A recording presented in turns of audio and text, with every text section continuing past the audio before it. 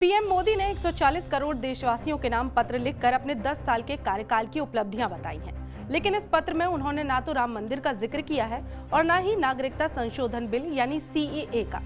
अब इस बात को लेकर राजनीति शुरू हो गई है।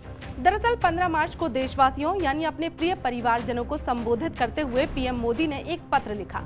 उसमें सिर्फ अपनी योजनाओं और विकास को लेकर ही उन्होंने बात की। उन्होंने इसमें ना तो राम मंदिर का जिक्र किया और ना ही नागरिकता संशोधन बिल की बात की। इसे लेकर कांग्रेस का मानना है कि इन दोनों मुद्दों के माध्यम से हिंदू वोटों का ध्रुवीकरण बीजेपी पहले ही कर चुकी है, लेकिन उन्होंने इसमें 3 तलाक का जिक्र किया है।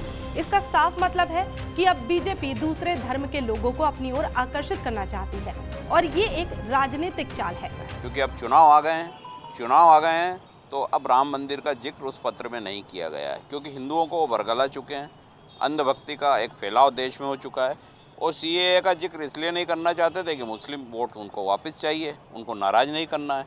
लेकिन फिर भी आपने देखा कि उसमें 3 तलाक का उपयोग किया है उन्होंने। वो इसलिए किया है कि मैंने एक अच्छा काम करा है मुस्लिमों के लिए, तो आप वोट मुझे दें। ये एक ऐसी रणनीति है जो सिर्फ चुनाव जीतने के लिए काम करती है, लेकिन देश को बांटती है। अगर आप एक तरफ 3 तलाक की बात कर रहे हैं तो सीएए की बात क्यों नहीं कर रहे हैं? यानी आप सीएए में ईमानदार नहीं हैं। इसका मतलब है कि आप देश को धोखा दे रहे हैं, मुस्लिमों को भी धोखा दे रहे हैं और इस भारत के हर नागरिक को धोखा दे रहे हैं। ये पत्र ये जाहिर करता है कि देश के साथ दगाबाजी की जा रही है। हालांकि बीजेपी नेताओं का मानना है कि दोनों मुद्दे भारत की अस्मिता, संस्कृति और गौरव गाथा के हैं। इसका बार बार जिक्र करने की जरूरत पीएम मोदी ने नहीं समझी होगी। पीएम ने अपने पत्र में विकास, जन कल्याण, गरीब कल्याण, सामाजिक सरोकार और सरकार की परफॉर्मेंस को लोगों को जांचने के लिए कहा है। हमने कोई राजनीतिक बात नहीं की है। उस पत्र में राम मंदिर सीएए का इसलिए उल्लेख नहीं क्योंकि हमारी राष्ट्रीय अस्मिता और राष्ट्रीय अस्तित्व और हमारे भारत की मूल जो हमारा चिंतन है उससे जुड़ी हुई बात है। इस पर हम न तो पहले राजनीति करते थे, न अभी करते, न आगे करेंगे, ये स्पष्ट हो गया है।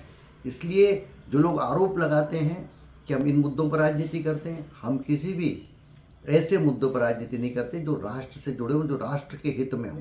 हम उस पर अपने दायित्व का निर्वहन करते हैं। ये बात उन्होंने अपने कथन में भी कही है और उसके पहले भी उन्होंने पार्टी के लोग जो नेता हैं उनको भी आह्वान किया कि गैर जरूरी बयानबाजी की बजाय केवल विकास और उपलब्धियां और भारत के गौरव की बात करें। अपने पत्र में पीएम मोदी ने युवाओं के लिए कोई खास बात नहीं की है। महंगाई के मुद्दे पर भी वो मौन रहे हैं। ये पत्र विकसित भारत संपर्क केंद्र ने देश भर के लोगों को व्हाट्सएप के जरिए भेजा है।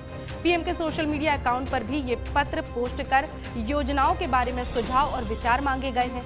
इस पत्र को जहां बीजेपी भुनाने में लगी है, तो वहीं कांग्रेस इस पत्र को लेकर कई तरह के आरोप लगा रही है और सवाल पूछ रही है।